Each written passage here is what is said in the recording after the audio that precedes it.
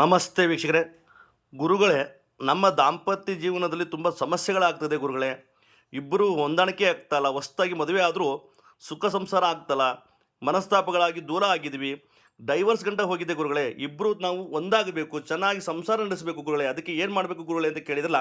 ಹಾಗಿದ್ರೆ ವೀಕ್ಷಕರೇ, ಶುಕ್ರವಾರ ಬೆಳಗಿನ ಜಾವ ಈ ಒಂದು ತಂತ್ರ ಅನುಸಾರ ನೀವು ಮಾಡಿ ಸಾಕು ವೀಕ್ಷಕರೇ. ಏನು ನಿಮಗೆ ದಾಂಪತ್ಯ ಸಮಸ್ಯೆಗಳಾಗ್ತದೆ, ಏನು ಡೈವರ್ಸ್ ಗಂಟೆ ಹೋಗಿದ್ರೆ ಸಂಪೂರ್ಣವಾಗಿ ನಿಮಗೆ ಸಮಸ್ಯೆ ಕ್ಲಿಯರ್ ಆಗುತ್ತೆ. ಅದಕ್ಕೆ ಏನು ಮಾಡಬೇಕಪ್ಪ ಮೊದಲು ಅಂತಂದರೆ, ಒಂದು ಚಿಕ್ಕ ತಟ್ಟೆ ತಗೊಳ್ಳಿ. ಆ ತಟ್ಟೆಯಲ್ಲಿ ಅಕ್ಷತೆ ಮತ್ತು ಗೋಧಿ ಹಿಟ್ಟಿನ ಒಂದು ದೀಪವನ್ನು ನೀವು ಮಾಡಬೇಕು. ಮತ್ತು ಅದರಲ್ಲಿ ಉಪ್ಪನ್ನು ನೀವು ಹಾಕಬೇಕು. ಏನಪ್ಪ, 3 ವಾರ ಈ ತಂತ್ರವನ್ನು 3 ಶುಕ್ರವಾರ ನೀವು ಮಾಡಬೇಕು.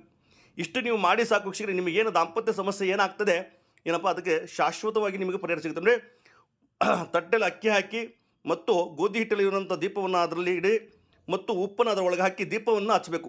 ಹಚ್ಚಿ ಏನು ಮಾಡಬೇಕಪ್ಪ ಅಂತಂದರೆ, ಆ ದೀಪವನ್ನು ನಿಮ್ಮ ಹತ್ತಿರದಲ್ಲಿರುವಂಥ ದೇವಸ್ಥಾನ, ದುರ್ಗಾದೇವಿ ದೇವಸ್ಥಾನ ಆಗ್ಬೋದು, ಒಂದು ಹೆಣ್ಣು ದೇವಸ್ಥಾನಕ್ಕೆ ಹೋಗಿ ಆ ದೀಪವನ್ನು ನೀವು ಇಟ್ಟು ಬರಬೇಕಾಗುತ್ತೆ. ಅಂದರೆ ಇಡುವಂಥ ವೇಳೆಯಲ್ಲಿ ನಾನು ಹೇಳಿದ ಮಂತ್ರವನ್ನು ಹೇಳಿ ಇಡಬೇಕಾಗುತ್ತೆ. ಯಾವುದಪ್ಪ ಅಂತಂದರೆ, ಓಂ ಕಾಳಿ ಮನ ಇಚ್ಛ ಸಿದ್ಧಿ ವಶಂ ಕಾರ್ಯಫಲ ವಶಂ ಕಾರ್ಯಫಲ ವಶಂ ಕಾರ್ಯಫಲ, ಈ ಒಂದು ಮಂತ್ರವನ್ನು ಹೇಳಿ ದೀಪವನ್ನು ನೀವು ಇಟ್ಟು ಬರಬೇಕಾಗುತ್ತೆ. ಇಷ್ಟು ನೀವು ಮಾಡಿ ಸಾಕು ವೀಕ್ಷಕರೇ.